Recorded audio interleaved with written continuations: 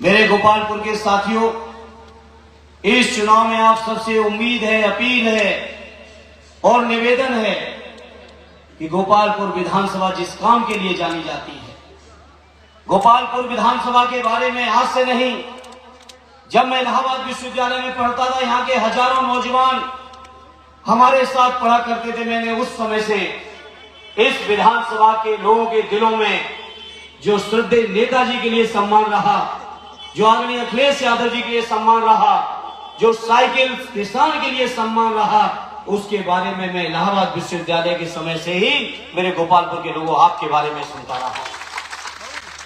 आज जब उत्तर प्रदेश और देश का ये चुनाव चल रहा है लोकसभा का, आजमगढ़ से आदरणीय अखिलेश यादव जी ने मुझे एक बार फिर उम्मीदवार बनाया है, तो मैं अपने गोपालपुर के साथियों आपके बीच प्रार्थना लेके आया हूं। हालांकि पांचों विधानसभाओं में अलग अलग कंपटीशन है।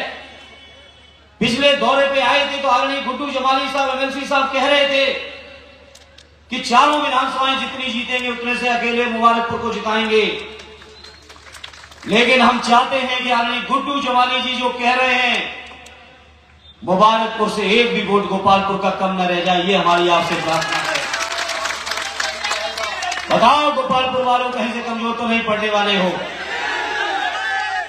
ऐतिहासिक वोटों से जिता देना मेरे साथियों।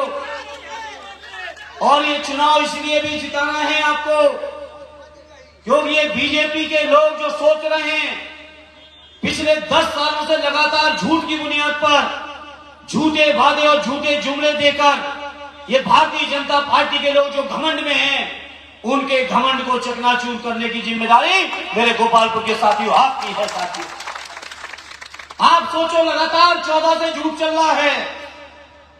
कभी रोजगार के नाम पे झूठ चल रहा है, किसानों के नाम पे झूठ चल रहा है, देश की अर्थव्यवस्था के नाम पे झूठ बोल रहे हैं, महंगाई के नाम पे झूठ बोल रहे हैं।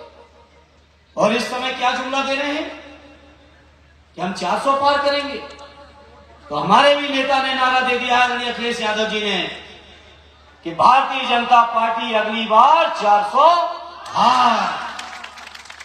तो मेरी इच्छा यह है मेरे गोपालपुर आजमगढ़ के लोगों, जब बीजेपी के लोगों की हार की कहानी लिखी जाए तो सबसे पहला काम आजमगढ़ के लोगों आपको करना है मेरे साथी। क्योंकि आजमगढ़ के बारे में मैंने बचपन से सुना है, श्रद्धेय नेताजी की जुबान से सुना है, अपने और समाजवादी नेताओं की जुबान से सुना है कि आजमगढ़ के लोग जब जो फैसला लेते हैं वो ऐसा फैसला होता है कि पूरे देश में उस फैसले की धमक जाती है। ये मैंने श्रद्धेय नेताजी की जुबान से आजमगढ़ के लोगों आपके लिए सुना है। हिसाब लेना पड़ेगा इन बीजेपी वालों से। जहां कहते थे कि 2 करोड़ रोजगार हर साल होंगे, वहीं आज क्या आलम हो गया है उत्तर प्रदेश के अंदर।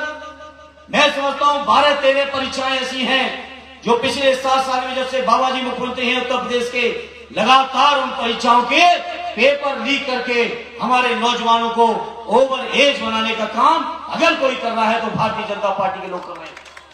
मामूली बात नहीं है, केवल 60,000 भर्तियां निकलती हैं और 60 लाख से ज्यादा नौजवान उस भर्ती में पास होने के लिए परीक्षाएं देते हैं। परीक्षाएं देते हैं वहां तक गनीमत है, लेकिन परीक्षाएं देने के साथ साथ उन परीक्षाओं के पेपर लीक करके जिस तरह से नौजवानों के भविष्य के साथ ये बीजेपी के लोग खिलवाड़ कर रहे हैं, मैं अपने नौजवानों से कहूंगा बीजेपी के साथ इस बार ऐसा इंतजाम कर दो कि आपके भविष्य के साथ खिलवाड़ करने लायक ही न बच पाए। ऐसा इंतजाम भारतीय जनता पार्टी के लोगों ने कर दो। इन्हें आजमगढ़ वालों, जहां किसानों की आमदनी के नाम पे धोखे हुए, मैं बदायूं में जब तक था, बदायूं के तो किसान रात रात भर अपने घरों में नहीं सो पाए, खेतों में सोते थे। बताओ आजमगढ़ के किसानों का भी यही हाल रहा है कि नहीं रहा है? रात रात भर खेती की रखवाली करने के लिए लोग अपने खेतों में पड़े रहे, अपने घरों में नहीं सो पाए।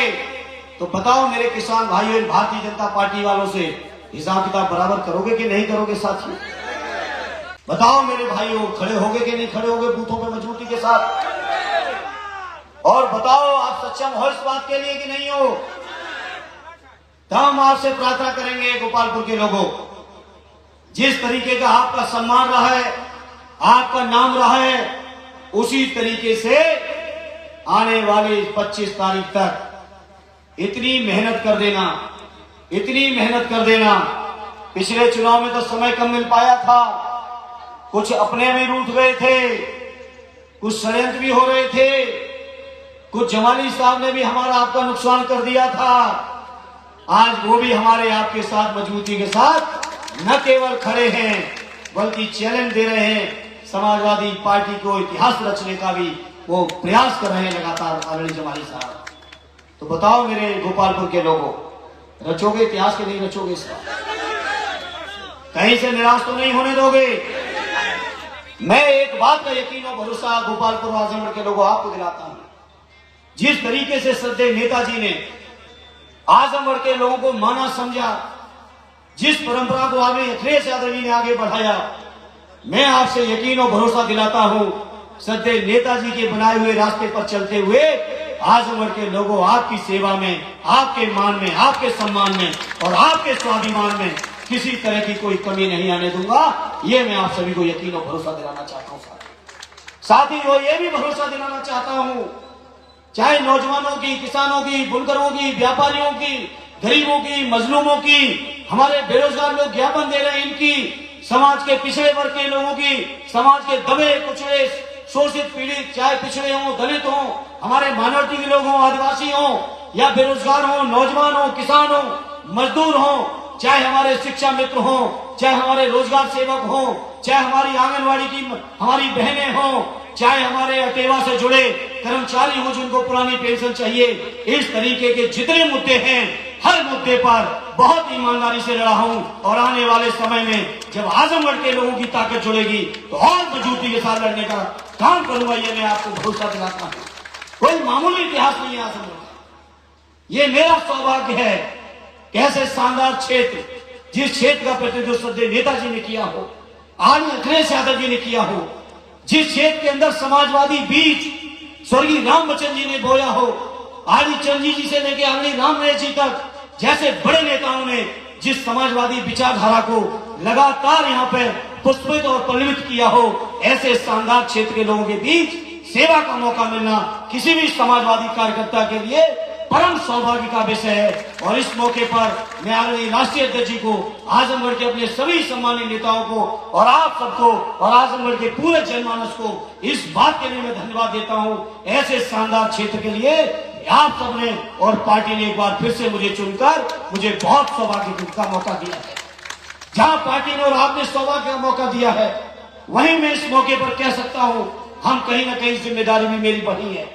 श्रद्धेय नेताजी ने हमेशा कहा जहां जितना सम्मान मिले समझते चले जाना कि सम्मान के बदले आपकी जिम्मेदारी भी उतनी बढ़ती चली जा रही है। इसे मैं आजमगढ़ के, गोपालपुर के अपने लोगों आपके बीच कहूंगा, नेताजी के सिखाए हुए एक एक रास्ते पर, नेताजी की बताई हुई एक एक बात को न केवल अच्छा सा पालन करूंगा बल्कि समाजवादी विचारधारा और आदरणीय अखिलेश यादव जी के मान सम्मान को बढ़ाने में कोई कसर नहीं रखूंगा। ये मैं आजमगढ़ के लोगों आपके बीच कहना चाहता हूं।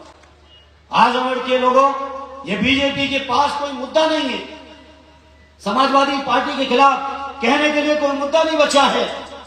तो मन से क्या कहते घूम रहे हैं, मन से क्या कहते घूम रहे हैं, हम बाहरी हैं। मैं इस बात के जवाब में एक ही चीज पूछता हूं बीजेपी के लोगों, क्या आदरणीय प्रधानमंत्री जी बनारस के हैं?